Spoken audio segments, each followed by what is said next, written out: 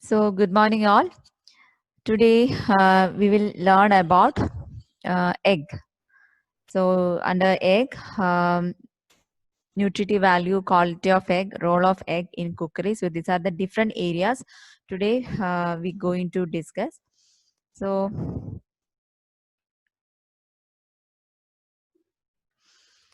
So as we know, the eggs are normally laid by a female animals of any species, including birds, amphibians, reptiles, and fish. So the popular choice of egg conception is chicken eggs are most popular choice of egg conception, and also they are inexpensive source of protein. So this it is used as a reference standard against which all other protein containing food are assessed. So here is the structure of egg. So we will see the details of the structure. The first is eggshell. The outer eggshell, it is made almost entirely of calcium carbonate. And it is covered with as many as 17,090 tiny pores. And it is a semi-permeable membrane which allows air and moisture to pass through its pores.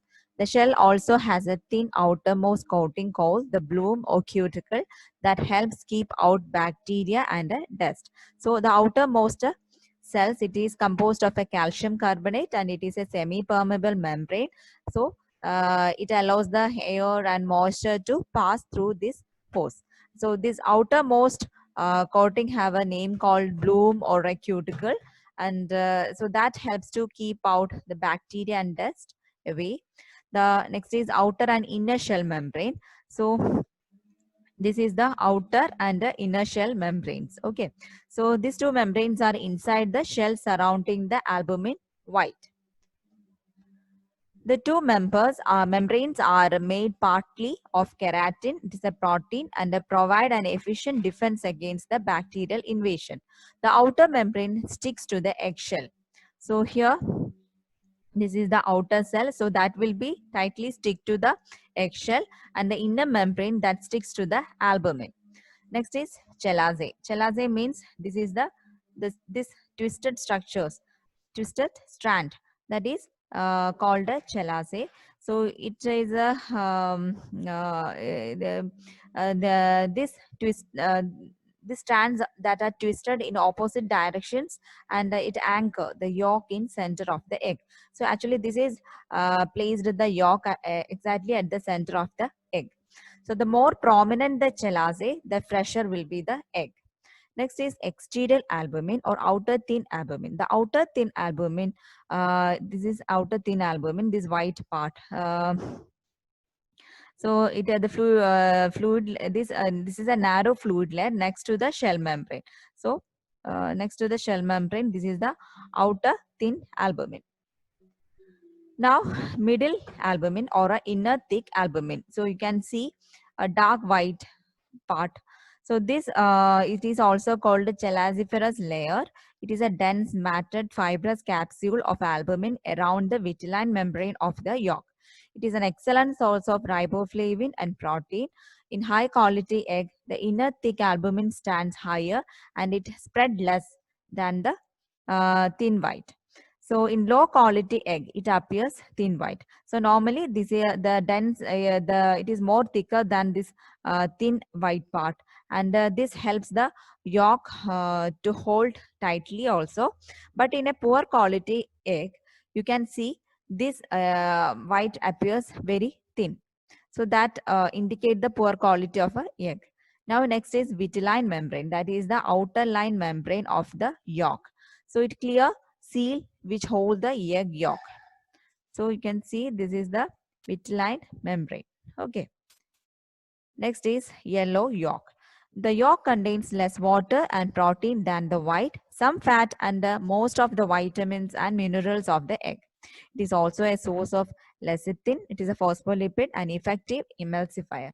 Yolk color that ranges from just a hint of yellow to a magnificent deep orange. So you may be not noticed that all the egg yolks are not same to see, is it? Sometimes we can see the light color yolk and a dark yellow, sometimes a bright orange colored yellow. So that all depends upon the feed and the breed of the hen.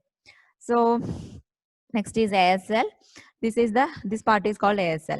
So an air space that forms when the content of egg cool and contract after the egg is laid. So suddenly after the egg is laid, the temperature of egg is high.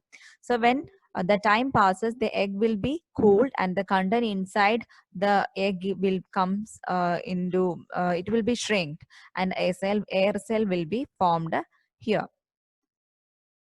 The air cell that rests between the outer and inner membrane at the egg's larger end. As the egg ages, moisture and carbon dioxide leave through the pores of the shell. So when the egg ages, what happened? The moisture and the carbon dioxide will be leave through the pores of the shell, and that it is replaced by air. So the air cell become bigger. Next is a germinal disc. This is the germinal disc or a blastoderm. It is a small circular white spot. It is about 2 to 3 mm across on the surface of the yolk. So it is where the sperm enters the egg. So this is the spot where the sperm normally enters into the yolk. So the embryo the embryo development is starts from this point, and gradually it sends blood vessels into the yolk to use it for nutrition as the embryo develops. So as the embryo develops, so from this point the blood vessels will be developed, and the enough nutrients will be get through this blood for the embryo development. Next is the protein content of the egg. The protein content of an egg account to about 12.6 percentage by weight of the edible portion. So here the distribution of protein in an egg is like this. Egg white is about 57 percentage and the egg yellow is a 43 percentage. Now, protein content of an egg. So normally this protein contain all essential amino acid, and it is a rich in essential amino acid leucine. Its composition of amino acid in an egg matches the requirement of amino acid by the human body. Now, the types of protein present in egg white and egg yellow. So, egg white, it consists of about 90% of water, in which about 10% of protein is dissolved. In egg white, it is an alkaline solution which contains approximately 40 different proteins. So, these are the different types of protein seen in egg white: ovalbumin, conalbumin, ovomucin, lysozyme, avidin, ovoglobulin, ovoinhibitor. So these are the different types of protein seen in egg white. I'll be giving a brief description on all these egg white when I give you the notes in next class. Next is types of protein in egg yolk. So the different proteins present in egg yolk is there are lipovitellines, phosphatin, levitin, and low density lipoproteins. So next is pigments. So in shell, normally majority shells are appear in the color of white, but sometimes brown is also available. That depends upon the breed. Next is egg white, ovoflavin. It is a pigment, a color pigment. When this ovoflavin pigment is in excess level, it gives a green egg white to the green color to the egg white. Next is egg yolk. That is also varies pale yellow to brilliant orange, as we seen in the previous slide also. Color is mainly due to the presence of carotenoid. It is a deep colored yolk, and a xanthophylls, it is a yellow color yolk. So here you can see here the yellow and a very deep orange colored yolk. So this yellow color yolk is mainly due to the presence of the pigment called xanthophylls, and here the pigment is carotenoid. So next is the nutritive value. So as we know, the eggs are rich source of all nutrients, but it is one nutrient is completely absent in egg, that is ascorbic acid or vitamin C. 12 to 14% of the protein with all essential amino acid it contains. Now the biological value of egg protein is the highest among the protein from various food, and it is also richest source of lecithin. It is a phospholipid. Then vitamin A, D, E, all vitamins are present in the yolk. Calcium is most abundant mineral in the whole, but it is concentrated in the shell. Rich source of biologically available zinc, iron, and it is also rich in riboflavin, folic acid, and vitamin B12. Next is the quality of egg. The quality is a general term which refers to the several standards which define both internal and external quality.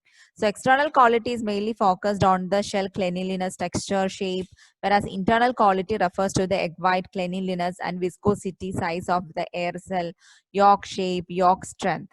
So as soon as the egg is laid, its internal quality starts to decrease. And the longer the storage time, the more the internal quality will be deteriorates. And however, that chemical composition of the egg, that is yolk and white, that does not change, but the internal quality will be deteriorates when the time passes. Now, the quality is normally determined by many factors like size, shell, air cell. Size, like in addition to that, egg white, egg yolk, and chelaze. So here, the size by weight, we can find out the quality. The normal weight of the egg is about 40 to 70 gram. The weight depends on the inheritance, stage of laying, season of the laying, age, diet, and the health of the bird. Next is shell. The factors to be considered are its strength, porosity, and the cleanliness. So the different variables we consider the shells where the strength, porosity, and cleanliness. In the air cell, as the quality of egg deteriorates, the size of the air cell increases. So due to the loss of moisture through the cell, especially in the warm, dry moisture. Now egg white, a fresh egg when broken onto a plate.